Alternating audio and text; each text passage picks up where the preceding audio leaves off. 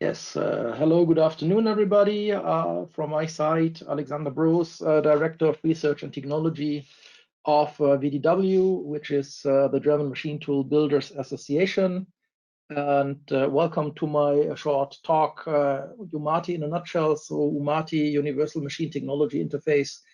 What is it about? What are we trying to do? And which way have we come so far? So when I go to the next slide, just sorry, I have to find the way to click. So, okay.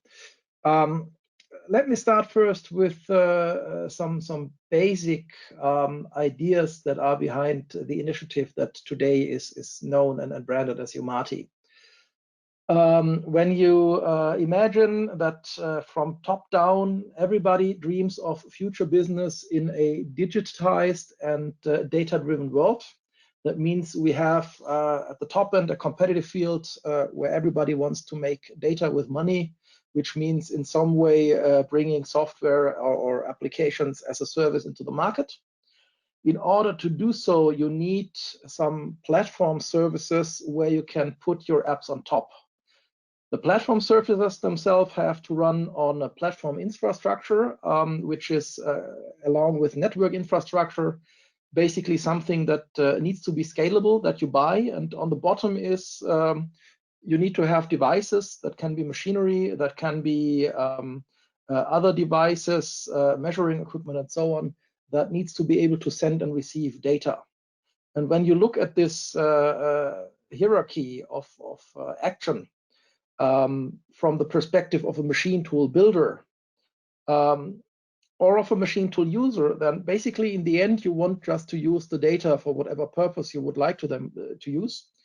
You could call it, we want to create added value with data, but everything else needs to be solved in some way or another.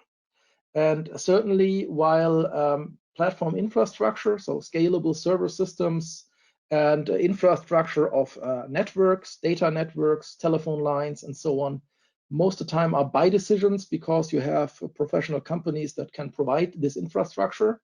When you think about platform services, there you have a different playing field because everybody knows from their personal experience that we have in terms of platform services at the moment 2 or 3 competing platforms, and this is Android, this is Apple iOS, and when you extend it to PC hardware, then this is also Microsoft Windows. But what you also experience is most of the time a vendor or supplier lock-in. That means if you are dependent on the Apple platform, you cannot shift everything in a minute to the Android platform, but you have, in the worst case, to throw away your equipment, your hardware, and invest in new hardware. And now, nobody in the real business world, where it comes to machine shops, production, and manufacturing, will throw away $1 million machinery because it does not connect to any ecosystem. Frankly spoken, whoever operates this machinery will define what the IT ecosystem should look like. And you should be able, as a machine supplier, to connect to whatever the customer demands. And so this means 2 areas of engagement for us as an association.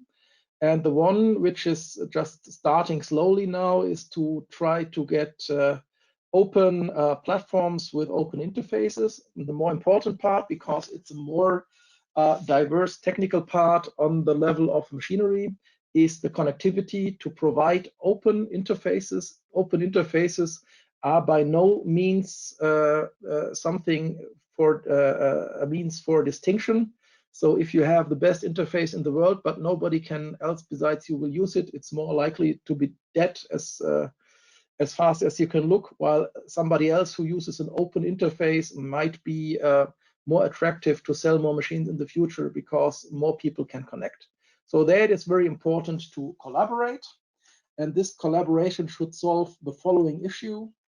And if you are an operator of a machine shop, or if you are a supplier of equipment, you know this scenario.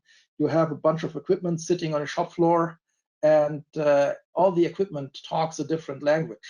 You have equipment from different suppliers with different controllers, with different interfaces, and out of the box, they don't understand each other, and that makes it also very difficult to integrate them into your IT ecosystem, to get the data out and into your IT ecosystem. And what is the solution to overcome that? In our opinion, the solution is twofold. So the one is you need open interfaces for these devices to connect, and this is standardization based on OPC UA. And the next thing is, when it comes to the machinery industry, it's not enough to just have a standard, but you need to get the standard into products and get these products into the market. And you should build a community along with the machine builders and users, that everybody knows what the benefit is and what the specific needs are that we are talking about. And I'm going to go a little more in detail here about what OPC UA and umati is. To those who have not heard about OPC UA so far, so OPC UA is a kind of open standard for communication technology, which has basic functionalities that allows a definition of how devices should communicate.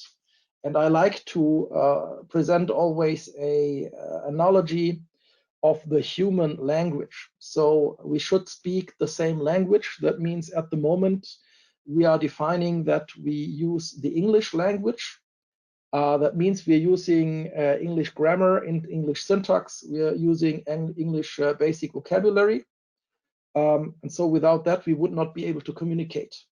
But it's not enough to define that we are using English and that we use, for example, at the moment, the audio protocol, which means I talk and you listen, and we use the written protocol where you send your questions and I get then again the answers, I give them to you on the audio protocol. But we may need to make sure that, for example, when we all are engineers or IT people that are discussing now, we have a different professional dictionary.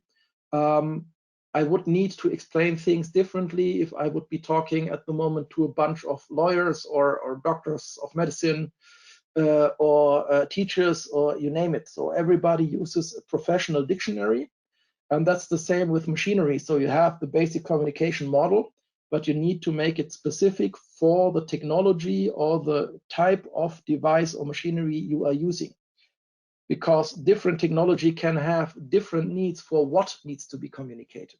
So when you talk about a machine tool, usually we're all about precision and maybe acceleration and velocity and travel of axis. Whereas when you talk about die casting operation, it's most likely you want to know about the closing pressure of your dies or the temperature at the die intake and so on. So different technology, different dictionary, and the nice thing in OPC UA, you can use the same basic technology, but then set on top something which is called companion specification. So it's a specification in companion with the OPC UA standard that allows you to define the different dictionaries for different technologies. And just to give you an impression what that means, here's a little slide from our friends over at VDMA, the German Mechanical Engineering Association. They represent about 40 different sectors in the machinery business. And every section, every sector that you see here that has a box around them, which is not gray, but has some color, means that they are active in one way or the other on defining their technology and product specific dictionary. So what does that mean? Certainly you have a base technology in OPC UA, but you have then 30 different technology specific dictionaries. The first thing you should do is you should define things that are the same for all the technologies in the same way. And this is exactly what has been started, what has begun in defining an OPC UA for machinery base specification, which for the moment deals for unique identification of any machinery equipment, because whether you have a robot or whether you have a machine tool, they all will have a builder name and a type name and a model name and a year of build and maybe the place where it's used in the shop and the software revision that is on that machine. So this all can be displayed in the same way when you rely on this OPC UA for machinery. But when you do all that, you get something that we call semantic interoperability. So basically, they can understand each other. So a robot could understand a machine tool. But as we are talking about standards, standards always leave room for interpretation, because standards are a consent of a state of the art or a state of implementation, which then needs to be interpreted by each applicant of the standard to his needs. And certainly just doing a standard, so if you just decide to make an ISO standard or an IEC standard on that behalf, you don't have the recognition in the market yet that this standard is a good thing. So you need some leverage and some power to penetrate the market and tell them this new standard or this standard concept is good for the user, is good for the customer, is good for the competition. And that's why we in that case is VDW, we let's say invented umati as universal machine tool interface 2 years ago, but then quickly discovered that what we are doing here is basically what the entire machinery industries need. And so since the beginning of this year, we are moving on together with VDMA, the Mechanical Engineering Association, to create something which provides two things. One is let's say true plug and play. So if we have these 30 specifications, we have an OPC UA basic specification, we have a cross-section specification like OPC UA for machinery. These are building blocks for plug and play in the machinery industries, but you also have to define how things are implemented, and you should have some quality assurance that everybody who makes it and goes into the market holds up to these quality specifications. And so that's why umati is on the one side the club to represent plug and play and bring that into the market. And on the other hand, the global community that strives for promoting these open standards, because if you don't have customers that have heard about these standards and the story behind the standards and the benefits they can have, why should they ask for products that have OPC UA standards implemented? So you need to give them a story, and that altogether is where we put umati on top of OPC UA standardization, on top or next to, as you want to interpret it. So just again, same story, different told. So umati is an alliance of companies, first of all, from the machine building industries and software suppliers that work together to bring this interface concept based on OPC UA into the market. So we're talking about an ecosystem we want to create based on OPC UA. We want to involve our customers worldwide, which means global community. We want to provide this user benefit of plug and play, which is also very important against the customers, to tell them, hey, we as the people who supply your machines and equipment, we are also the people that take care of that there is plug and play and that it's easy to plug those machines into your IT ecosystem. And certainly you cannot talk about each project that you make with a customer, but you should prove these kind of user benefits in some kind of live demonstration. And in the end, it's also about common quality assurance, which could be represented through common testing or certification or labeling. And then certainly we need to do marketing and public relations work on this purpose, on that behalf, altogether in a central organization. So umati can be seen as the circle around machine builders, software builders, and users. On the one side, you have all these different technologies that are more or less working on by themselves. So if you are a robot maker, you don't have expertise in making a die casting equipment, or if you are a machine tool builder, you don't know very much about vision and inspection systems. But the user in the end will have these various technologies in his single workshop. So if you think about a company that is in the die and mold making operation, so could be, or they will have machine tools to machine the dies.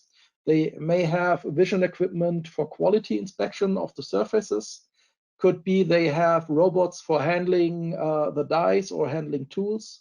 Could be that they have a little tryout die press to check the quality of the dies and molds before they leave their workshop. And this all should be connected to the same IT ecosystem that the user already has in place. And if you want to bring these demands together, that requires a couple of things. Again, this joint promise, so the guys on the left side can say, hey, we take care of plug and play, that our equipment understands each other and makes it easy to be implemented and hooked up to the customer side. That means we have different standards. We need to have those different standards because taking care of the user dictionary is something that is very delicate and that needs to be performed by the technology group who knows best on how to build these products. But we should agree on identical implementation. Then we should also prove this functionality in a common showcase. I'm going to talk about that in a couple of minutes. And then the very important thing, we should bring everybody together also to include users and to exchange feedback. Because if you are that user that I mentioned with robots and machine tools and die casting equipment and vision systems and whatever else you have, and you have trouble in getting the thing integrated into your workshop and into your IT, who are you going to talk to? And by now, I like to share a quote of the former Secretary of State from the United States, Mr. Henry Kissinger, who said, when looking at Europe, who should I gonna call if I want to talk to Europe? And here's the same: who should I talk to and who should I call if I want to talk about problems in integrating multi-technology into an IT ecosystem? Should I discuss it with every group single-handedly, or shouldn't there be some organization in the middle which makes it easier for me to address the needs and which makes it also easier for the machine building guys to exchange their opinion before taking whatever the feedback is back into their working groups and then start working on improving their standards.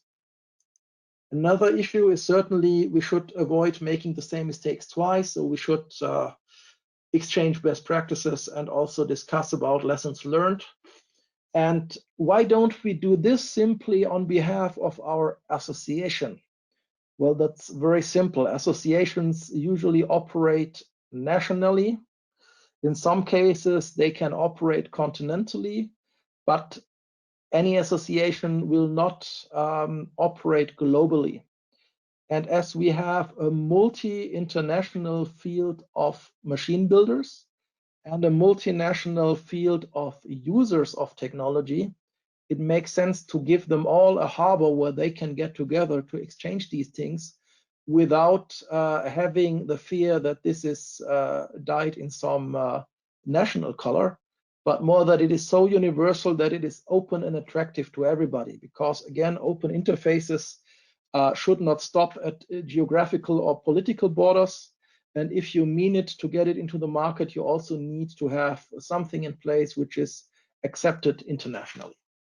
Now, this is the full picture what Umati tries to solve. And certainly you can, the demand is huge, but you can only solve these things step by step. And just from a technical side, what does that mean? So OPC UA running on a machine means you have to have some sort of software on that machine, which is called an OPC UA server, which is, as I said, some software that is gathering the information on the machine level and then puts it in a way that it is compliant with OPC UA regulations, and then sends this data out on the network. On the other side, to receive the data, you need something which is called an OPC UA client, which is also a piece of software that needs to be able to read the data in the way it is transported. And when you look at the left picture here, it's just a little different description of what I showed you on the slide with the many sectors and boxes around them. So you have an OPC UA base specification, which is valid for all technologies.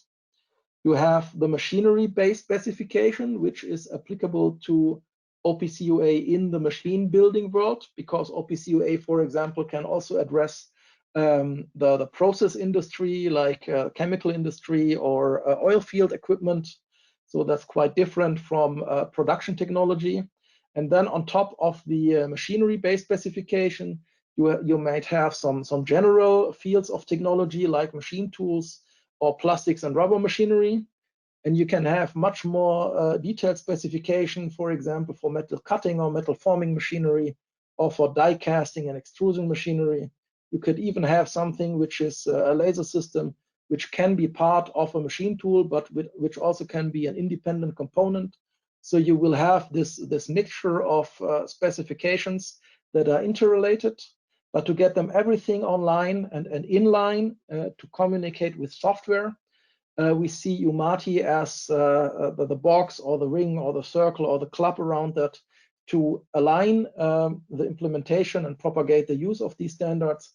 By the way, we believe that dealing with a multitude of standards from the software application side is quite easy, because usually the OPC UA servers will communicate what kind of specification they use, and then for the software it is just required to upload the relative context, to structure the data, to understand the semantic, and then you're good to go.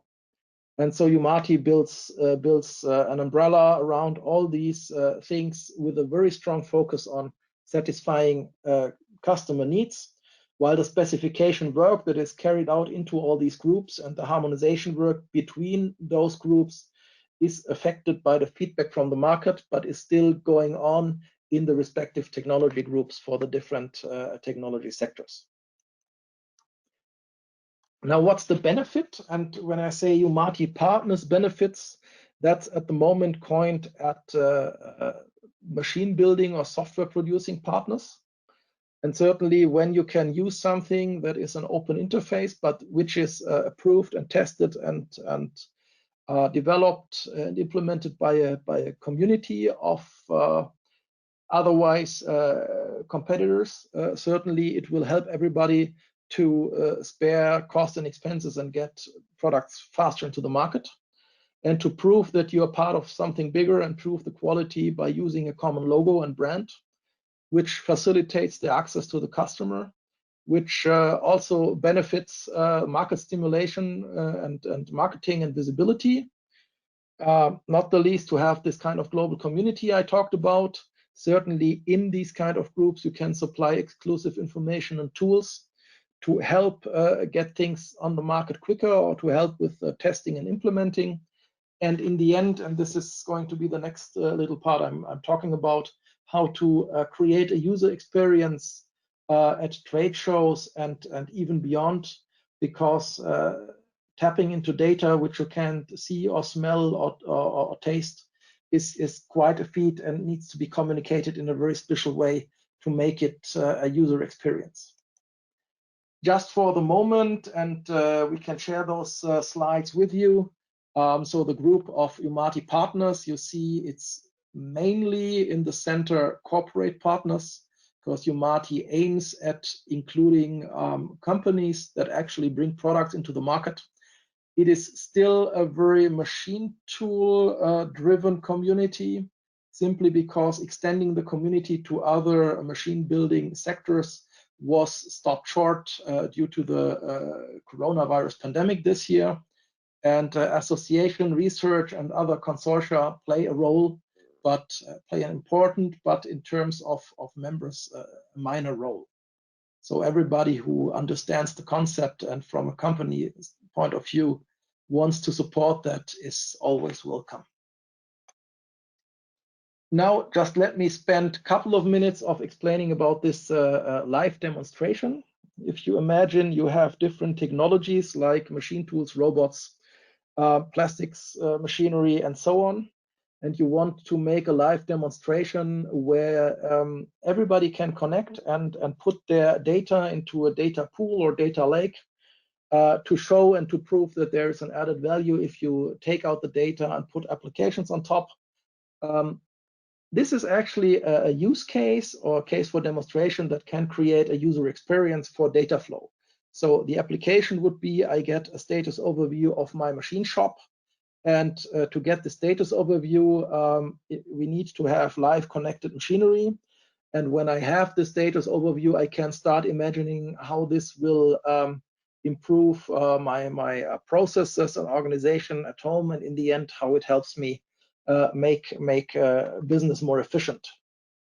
This requires across these technologies to have an open and common setup to which everybody can connect, and it needs to be designed in a way that we have this kind of technology crisscross connectivity, so it's not specialized for a single group or for a single trade show.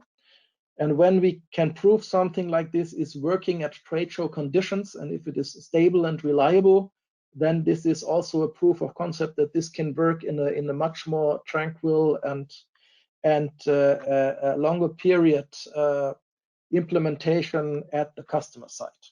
And to do so, we have invented a couple of things, and we did that under the umati label. Certainly, we did some things with partners, but also to make it independent of any software or hardware vendor, because we wanted to communicate this kind of open community concept and not put any of our partners in a pole position against other partners. So what we built is an infrastructure where machines can connect to with these OPC UA servers. Just a second.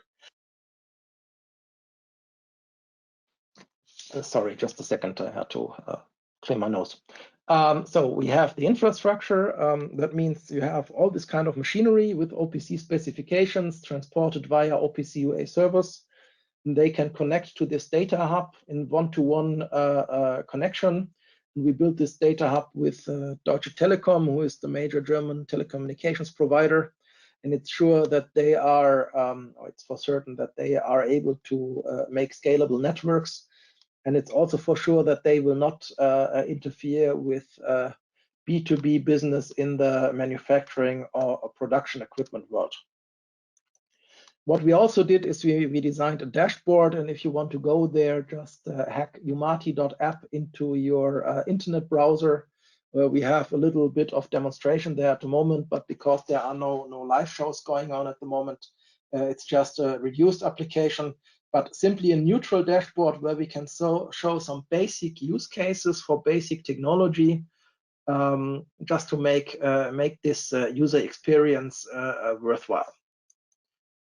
We have certainly security built in.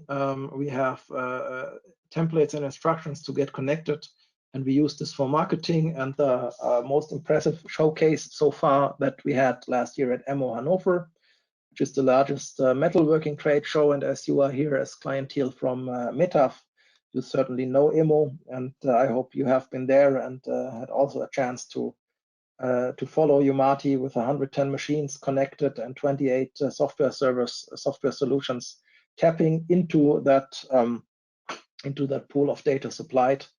And that's the way we also expanding things. So it need not be a machine tool that is connected. It can also be a robot or other things.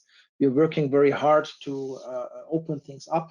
But as I explained in the beginning, Corona, like probably all of you, it also stopped us short from doing some next steps where you simply need the pressure of a fixed schedule of a trade show or of any appointments, and also the marketing and R&D budgets that are cut short at the moment due to the COVID pandemic. So what's next? Well, no umati live demonstrations in 2020. We are planning on a virtual demonstration by December 2020. So we are basically in the pole position for that, but we are still working on the communication. So if you are interested, we can keep you informed shortly. Then the METAV Reloaded next year is certainly the very first trade show where we hope to have a live event. The same is in Germany at the Hanover Fair International, and then we are discussing other trade shows in other technology sectors. And certainly for the machine tool business, we are discussing about participation in EMO 2021 Milano. And if you're interested, contact us. We are open for everybody who is interested. And just for you to take home, I mentioned briefly the OPC UA for machinery as the base specification for all kinds of different machines. And now what we have since September 2020, so this year, is also the first OPC UA for machine tools, which deals about machine monitoring and job overview. So the technology is fully implemented in our umati demonstrator. And the thing is, if you're representing a company that is thinking about implementing OPC UA into your product, well, now we have a standard. Now it's time to get it into the product and then to get the products into the market. And if we can be of any help to you by joining and supporting the umati community, you're always welcome. That's it from my side. Thanks a lot for sharing your attention with me at this time of day, sorry. While I sip a little bit of drink right now, I would be happy to answer questions if there are any. To Mr. Burgoon, you did not share the questions window with me, so I don't see if there are any questions. Yes. But go ahead and shoot it. Thanks, everyone. Yeah. Thank you very much, Mr. Bruce, for the presentation up to this point. As mentioned, you are now welcome to ask any questions. Please do not hesitate to enter them in the question box, so Mr. Bruce can answer them. But I can't see any questions at the moment, but we will just wait a little bit longer to give you time to enter your question. Or if somebody is shy right now, just take down, note down my email address and send me an email. You're always welcome. Exactly. It's no problem to ask any question after today's presentation.